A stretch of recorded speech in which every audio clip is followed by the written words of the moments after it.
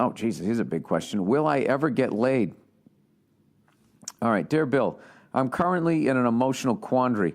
I'm 19 and I've never been laid. That's not bad. He said, I was homeschooled my entire life by strict religious parents. All right, that's bad. Who shielded me from girls. My sister, who's 21 years old, was my only window to the female world. She would always have female friends around, and many of them hit on me. I even made out / felt up one of them. So you're in the game. You scored a couple of buckets. You're on the scorecard. He said, which was my only sexual experience ever. So although sheltered, my outlook is bright, right? Then he says, wrong. 3 years ago, I mysteriously developed severe social anxiety to the point I can barely go to public places. Around this time, my parents kicked my sister out of the house because she left Christianity.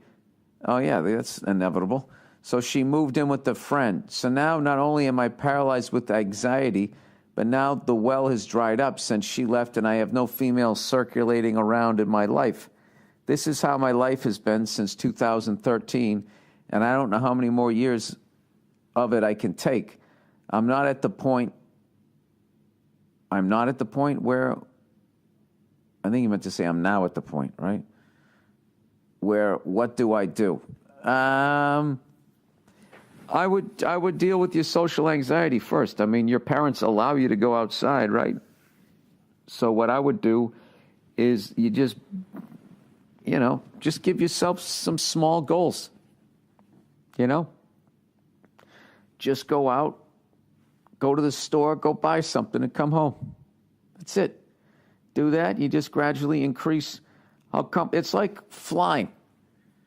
When you get your pilot's license, what you do is you just keep gradually increasing the area that you're familiar with and comfortable flying in. You don't just get your pilot's license and just start flying all over the fucking place. You're nervous, you're scared, right? So you just gradually keep increasing your area. So that's what I would do. And then once you get comfortable with the area, then you add more shit to it. There's a woman behind the counter, say hello to her or some shit, little things, and dude, you're going to be fine. The fact that you're living under those severe conditions and you still made out with the chick and felt her up, I mean, dude, you're crushing it. You're being way too hard on yourself. You're only 19. You got your whole life ahead of you. I'm telling you, you're in a great position. Just work on it a little bit. You'll be fine. You'll totally be fine. And the fact that, she's bringing these girls over and they're fucking hitting on you. I mean, that never happened to me. Women, oh my God. I had to spin plates and fucking all kinds of shit to try to get them to pay attention to me. So you're way better, in a way better situation than I was when I was 19. So just know that, people always have it worse than you.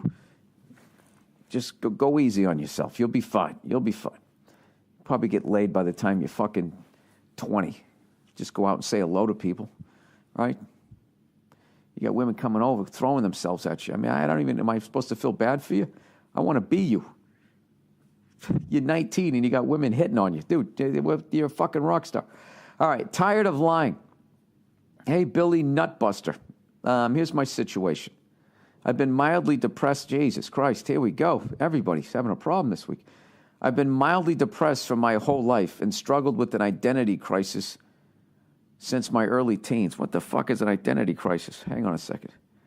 What, do you look in the mirror and be like, who the fuck's... Oh, that's right, that's me. Sorry, hold on. All right. I just realized how funny this is. I'm sitting there going I hate when celebrities try to tell me who I should vote for.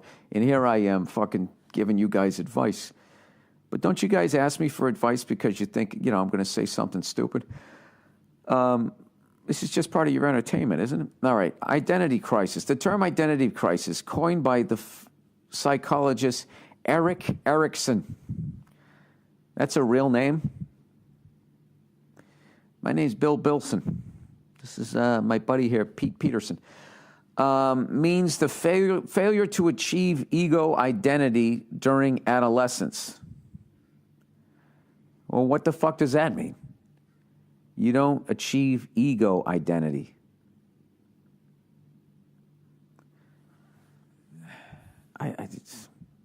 That's a definition. That's a fucking enigma wrapped up in a riddle, right? The stage of psychological development in which identity crisis may occur is... And then you're just going to fucking move on? None of those fucking words are highlighted? Am I the only dumbass who doesn't know what that means? During this stage, adolescents are faced with physical growth, sexual maturity, and integrating ideas of themselves about what others think about themselves. Oh, here you are explaining it. Sorry, I panicked.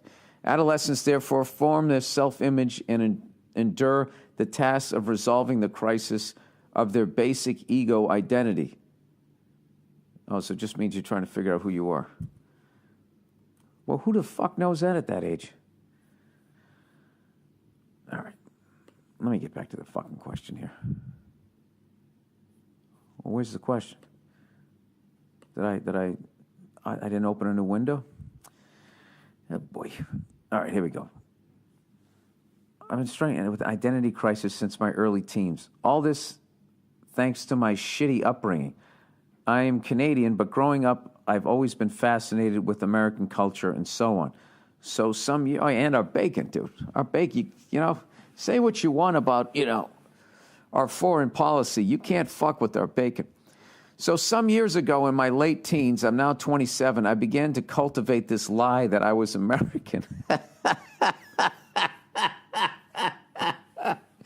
I fucking love this guy. Why would you do that? This is fascinating. And so on, to the point my friends and girlfriends believe this. I've gone as far as to legally change my last name, lie about my heritage, partly, and a few other things. My European girlfriend now believes full-heartedly in my life and her family and friends too. It started by accident, coming out as the casual lie it is before we dated. However, I am now in a very amazing relationship with her, and I love this girl very much and plan to marry her. Unfortunately, she has trust issues, and me being American is part of my appeal, I'm sure. Oh, God, dude, what did you do? She doesn't take to liars or lying lightly at all. Also, we are planning on starting a business together and so on. This lie would come out eventually. Right now, I'm in Canada for a couple of months, and she's in Europe. I'll see her again soon, and I'd prefer to break the news face-to-face, not on the phone. This lie is weighing really heavy on me, and I want to tell her, but I feel that if I lost her, I couldn't carry on in life. My depression is getting worse with this distance for a few months and the weight of this lie. By the way, this isn't a long-distance relationship. I live over in Europe, too. I want your advice on how to break the news to her. I love to hear your thoughts on the podcast. Yeah, dude, you just gotta face the music here. Yeah, I would just sit her down and just say, yeah, listen, I have something I have to tell you. Oh, God, and that's going to make her fucking heart drop, but you got to do it. I didn't cheat on you. I'm not breaking up with you. I would say that first.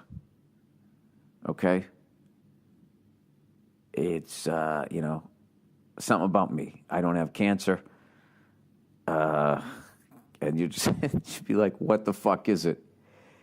And you got to be like, listen, I lied about being American.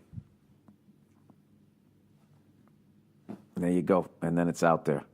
And then after that, it's going to naturally go its course. That's all you have to do. I lied about being American. I lied about being American. It's 5 fucking words. 5 fucking words, and this weight is off your chest. Now, how she reacts to it and all of that other stuff is different. I would just be totally honest with her and just say the weight of this, the reason why I did it, I didn't like myself, the identity crisis. Just tell her why you did it. And then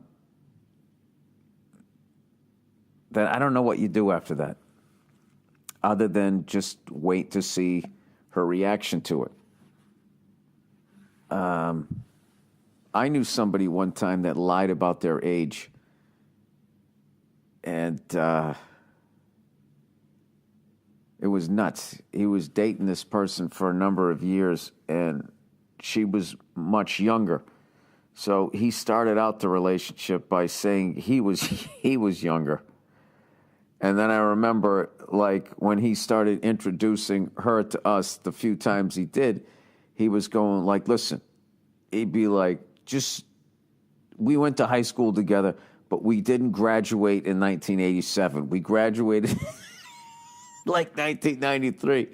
And we were all sitting there laughing at him, going like, dude, I can't remember all this shit. How about I don't bring up high school? I just won't bring up any years. And we basically hammered this guy forever, and then he finally came clean. And you know what, dude? He came clean, and she didn't break up with him. She didn't fucking break up with him. Women are way more forgiving than men are, I think. Their capacity to forgive is much greater. So what's funny was this guy finally came clean. She freaked the fuck out, but then she forgave him, and then they stayed together, and then 6 months later, he dumped her. So I'll figure that one out. So, dude, you'll be fine. Just tell her. You got to tell her, you know? And no matter what, dude, you're going to survive. This whole fucking thing of like, oh, my God, if this person leaves me, my life's going to be, it's not going to be over, okay? And she probably won't leave you, you know? She loves you, too. You'll be fine. But, you know, just... The big thing, all you got to worry about, dude, is you just got to get this fucking lie off your chest. And you know what, dude? Then you can fucking breathe again. And, yeah. You know, it's going to be weird for a while, but, you know, it's a situation you created, and as a man, you got to fucking deal with it. All right? So good luck to you. All right.